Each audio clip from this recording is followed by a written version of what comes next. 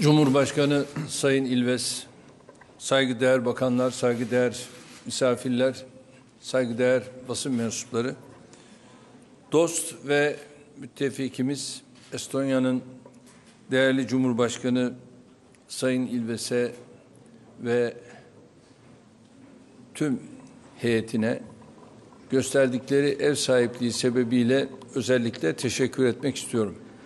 His Excellency, my friend, distinguished President of Estonia, Mr. Ilves, distinguished ministers of the both parties, distinguished guests, ladies and gentlemen, distinguished representatives of the media. First and foremost, I'd like to take this opportunity to thank His Excellency, the President of Estonia, and his esteemed delegation for being such gracious hosts for not only me, but also my members of my delegation as we are officially visiting our friend and ally country, Estonia. Bu yıl Türkiye ile Estonya arasındaki diplomatik ilişkilerin başladığı 90. yıl. This year, we are pleased to celebrate the 90th anniversary since the inception of diplomatic relations between Turkey and Estonia. Böyle anlamlı bir dönemde bu ziyaretin gerçekleşmiş olması inanıyorum ki ikili ilişkilerimizi çok daha güçlendirecektir. I hope and pray that this official visit, coinciding with the 90th anniversary of the inception of the diplomatic relations between the two countries, is very meaningful and it's going to contribute at every extent possible to the strengthening of the relations between the two nations. Bu adımların temelinde 1 Aralık 1924'te atılan dostluk anlaşması adımı yatmaktadır. At the very foundation of the strong relations between the two countries lies a friendship agreement which was signed on December the 1st, 1924 between the two countries. Türkiye, Estonya'ya yönelik hiçbir işgali, hiçbir ilhakı bugüne kadar tanımamıştır. And Turkey has never recognized any attempts of occupation or annexation upon Estonia by any state whatsoever. Ve Avrupa Atlantik kurumları arasında ülkelerimizin paylaştıkları evrensel insani ve demokratik değerler aramızdaki dostluğun da temelini oluşturmaktadır. And yet again, at the very foundation of our friendship lies the universal, humane and democratic principles which we share as Turkey and Estonia within the institutions of Europe and the Atlantic. Bugün gerek ikili gerekse heyetler arası yapmış olduğumuz görüşmelerde etraflıca bu konuları ele alma fırsatını bulduk.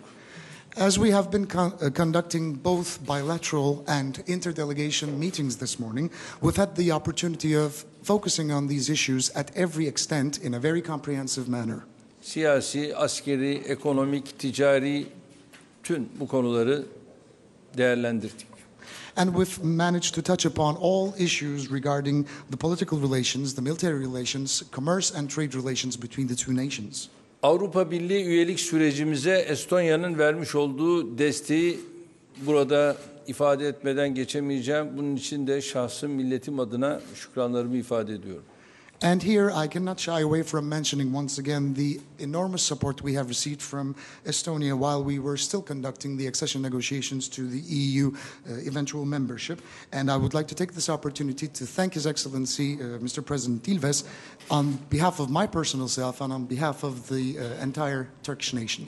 Tabii bölgemizde son dönemde meydana gelen özellikle başta terör eylemleri olmak üzere Ukrayna meselesi, Irak, Suriye, tüm bunları ele alma imkanımız oldu.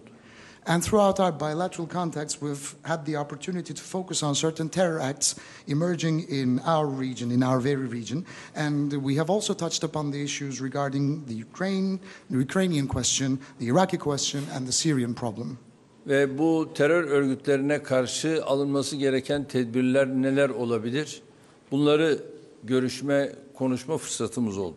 And we've had the chance to discuss at every length the prospective countermeasures we are bound to take in order to combat against the terrorist organizations and their actions. Uluslararası barışın, güvenliğin ve istikrarın korunmasına ilişkin neler yapabiliriz? Bunları görüştük. And we have discussed, frankly, what we could do in terms of making sure that international peace, security and stability preserved as it is. 2. NATO üyesi ülke olarak Afganistan'dan tutunuz diğer sorumluluk alanlarımızı görüştük. And as two members of the NATO, we've discussed our responsibility areas involving our actions in Afghanistan and all of the other regions therein. NATO üyesi müttefik ülkeler olarak dayanışmanın önemini bir kez daha değerlendirme imkanımız oldu. And we have once again assessed the significance of establishing or forging a strong solidarity between our nations as the two NATO allies. Bildiğiniz gibi az önce Sayın Cumhurbaşkanı'nın da ifade etmiş olduğu Tallinn'de bulunan NATO Siber Savunma İşbirliği Mükemmeliyet Merkezi'ne olumlu bakışımız devam ediyor ve kısa sürede de bunu değerlendireceğiz. And as you are aware of the fact that His Excellency Mr. President touched upon the issue of the Cyber Defense Excellence Center established by the NATO in Tallinn, and we are very positively approaching to the NATO Defense Center, and we are going to keep on elaborating the whereabouts. Bu katılımı neticelendirmek suretiyle buradaki birlikteliğimizi de böylece güçlendirmiş olacağız. By completing our official involvement in the Cyber Defense Center, we are going to even further solidify our cooperation and solidarity within that framework as well. Değerli dostlar, bu arada tabii önemli olan 2013'ü 456 milyon dolar bir ticaret hacmiyle kapadık. Ladies and gentlemen, distinguished friends, I'd like to touch upon one other significant issue, which is about the trade volume between the two nations. And we have closed the year 2013 with $456 million of a trade volume between the two countries. Bu yıl sonu itibariyle herhalde biraz daha artışımız bu ticaret hacminde olacak. And I hope and pray that by the end of this year we are going to see some more increase in this trade volume between the two Tabii nations. bunu kısa zamanda 1 milyar dolarlık bir ticaret hacmine kavuşturma iradesini de ben değerli dostumda görüyorum. And I am very pleased to see the will to increase this trade volume up to $1 billion as soon as possible, my dear friend. Ve Estonya'dan ülkemize gelen turistlerin sayısı şu anda 50 bin civarında. And the number of tourists coming from Estonia to Turkey is around 50,000 people right now. İstanbul, Tallinn arasında haftada 6 sefer şu anda yapılıyor. There are 6 direct flights being conducted between Istanbul and Tallinn. Ve Estonyalıların önemli bir destinasyon merkezi olarak gördükleri Antalya'nın Alanya ilçesindeki Gazi Paşa hava alanından da artık Tallinn'e seferler olacaktır. And there will be direct flights from Gazi Pasha Airport, which is found in the Alanya district of the city of Antalya in the southern part of Turkey, which happens to be a very significant tourism destination, a highly preferred tourism destination for the Estonians. Doğrusu 2015 yılının yaz mevsimi herhalde bu noktada çok daha hareketli olacak diye düşünüyorum. So I believe we're going to have even a more merry summer in the year 2015 because of these reasons. Özellikle aramızdaki şu vize konularını da hallettiğimiz andan itibaren Türkiye'den de Tallinn'e ve Estonya'nın diğer güzel destinasyon merkezlerine gelecek vatandaşlarımızın artacağına inanıyorum. And of course, once and for all, if we manage to solve the issue of visas reciprocally, there will be even more tourists pouring to Estonia, to either Tallinn or other beautiful cities of Estonia from Turkey. Bu halklarımız arasındaki güveni çok daha artıracaktır. And I believe if we can manage to attach solutions to these certain issues, the solidarity and the friendship between our nations will be solidified. Ben tekrar ilgiye, alakaya, özellikle değerli dostum İlves'e çok çok teşekkür ediyorum. So before I conclude my remarks, I'd like to once again thank my dear friend, His Excellency President Mr. İlves, for being such a gracious host for not only me, but also my delegation. Thank you. Before we go to the question, I thought I'd just mention one other very symbolic date here.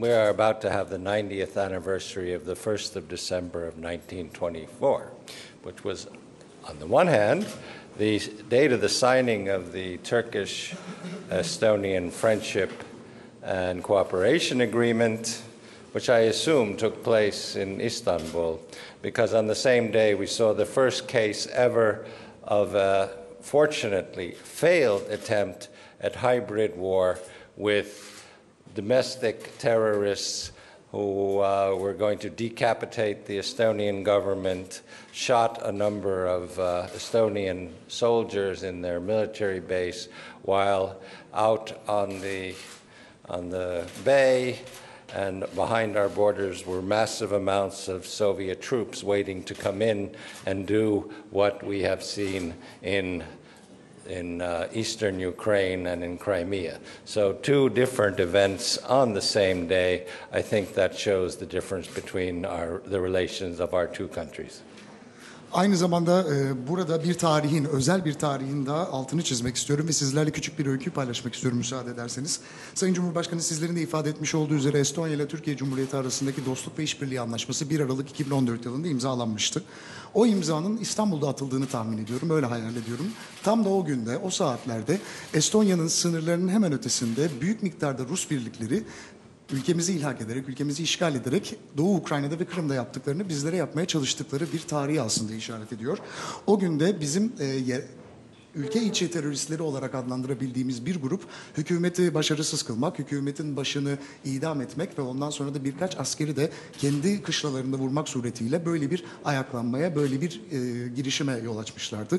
Dolayısıyla iki ülke arasında bu anlaşmanın bu tarihte imzalanması bizler için ayrıca önem taşıyor.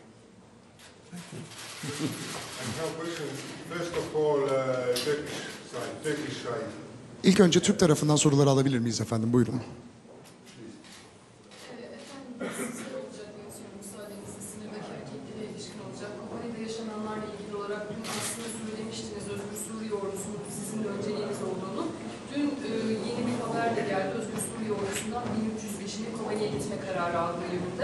IŞİD tarafından bölge tamamen kuşatıldığı için de Türkiye üzerinden geçişlerin yapabileceği belirtiliyor. Bu yönde size gelen bir bilgi var mıdır? Bu adımı nasıl değerlendirirsiniz? Bu noktada bu çerçevede değerlendirilebilir. Peşmergelerin geçişi başladı efendim. I would like to ask a question, my first question to His Excellency, the President of the Republic of Turkey. Sir, you have been paying close attention to the volatilities in our cross borders, and especially the activities going on in Kobani are worth paying attention to. And you have previously stated that the Free Syrian Army is your priority. And yesterday we heard news that about 1,300 Free Syrian Army troops were going to go and fight against IŞİD. And as IŞİD has occupied all of that territory, the trespassing of the Free Syrian Army troops will be conducted over Turkey. Have you received any updated information in that regard? Could you please assess the situation with regards to the trespassing of the Peshmerga troops over Turkey to fight in Kobani? Bildiğiniz gibi daha önce de ifade ettiğim gibi biz Sayın Obama'ya özellikle burada tercih edilmesi gereken Hür Suriye ordusu olabilir birinci derecede, ikinci derecede de Peşmergeler olabilir demiştik. Daha sonraki gelişmelerde tabii birkaç gün geçtikten sonra Peşmergelerden PYD bir grubun gelmesini ki 200 kişi kadar kabul etti. Az önce aldığım bilgiye göre bu sayı şimdi 150'ye indirilmiş. As you are aware of the fact, we have had telephone contacts with President Obama, and we have meticulously mentioned that our preferred troops would be of the Free Syrian Army to trespass to Kobani to fight against IŞİD, and the second degree preference would be the Peshmerga troops going and fighting in Kobani. But only a couple of days later, the PYD asked and approved the trespassing of Peshmerga over Turkey to Kobani, and the number was decided to be around 200 troops. But quite recently, I have heard news that the number agreed has changed, and now it is only 150 Peshmerga soldiers to go and fight in Kobani over Turkey. Hür Suriye ordusundan ise 1300 kişiyi şu anda PYD kabul ettiğini ifade etmiş. Ve konuyla ilgili olarak da şu anda ilgili birimlerimizin bu geçiş güzergahının nasıl olması gerekir bunu müzakere ediyorlar. Bizim Hür Suriye ordusunun bizim tarafımızdan ilgili bölgeye geçmesi noktasında zaten bir sıkıntımız yok. Buna olumlu yaklaştığımızı daha önce de söylemiştik. And as you have rightfully mentioned, the Free Syrian Army is sending 1,300 troops to fight against IŞİD in Kobani, and PYD seems to have accepted this number. And our relevant units and our relevant departments are working on these developments, and they are trying to decide on the route that is going to be used by the troops. And with regards to the passing of the Free Syrian Army troops, we have previously mentioned that our approach is quite solid and quite positive, and there will be no problems on our side. Thank you. Estonian TV, Arni Arantu. Estonya televizyonundan efendim. And my question goes also to President of Turkey. Your Excellency, the situation of Tatarians in Crimea has worsened after the Russian annexion of Crimea. There has been political repressions and ethnic violence, and I know that the Crimean Tatarians lean on their Turkish brothers in this situation. Have Turkey any plans, ideas, or projects how to support their ethnic brothers in Crimea? Thank you. Sayın Cumhurbaşkanım, müsaadenizle ben de Türkiye Cumhuriyeti'nin Cumhurbaşkanı'na bir soru yöneltmek istiyorum. Ekselansları, Kırım'daki Tatarların durumu hepimizce malum. Oldukça çetrefilli bir süreç orada da işlemekte. Özellikle Tatarların durumu Rus ilhakının hemen akabinde daha da ciddi boyutta bir sarsılma ortaya koymuş durumda. Bu bağlamda siyasi baskı var. Aynı zamanda da o bölgede de şiddet faaliyetlerinin de olduğunu biliyoruz. Tatarlar bu noktada Türk kardeşlerinden yardım bekliyor ya da medet umuyor diye tahmin ediyorum. Sizlerin etnik kardeşlerinize, Kırım'daki Tatarlara destek sağlamak ya da yardımcı olmak gibi herhangi bir planınız var mı efendim? Teşekkürler. Her şeyden önce Kırım Tatarlarına yönelik Rusya Federasyonu'nun atmış olduğu adımı tanımadığımızı ta baştan bu yana söyledik, söylüyoruz ve şu anda da bunu tanımıyoruz. First and foremost, ever since the beginning, we have meticulously mentioned that we are in no position whatsoever of recognizing the steps taken forward by the Russian Federation involving the annexation of Crimea and the situation that the Tatarians were pushed into. Ve bu konuyla ilgili her türlü desteği vermeye devam ediyoruz. Estonya'nın da Kırım Tatarlarına vermiş olduğu destekten dolayı ayrıca teşekkür ediyorum. And we are doing everything we can within our capability to provide the support well needed by the Tatarians in the annexed Crimean region. And I would like to take this opportunity to thank the government of Estonia for providing all forms of support to the Tatarians in Crimea. Bunları en üst düzeyde görüşmeye başta Sayın Putin olmak üzere kendileriyle devam ediyoruz. And the high-level talks primarily between our government and Mr. Putin of the Russian Federation will continue. Çünkü artık bu asırda bu tür olayları diplomatik yollarla bir barış güvencesi içerisinde sürdürmek ve çözmekten yanayız.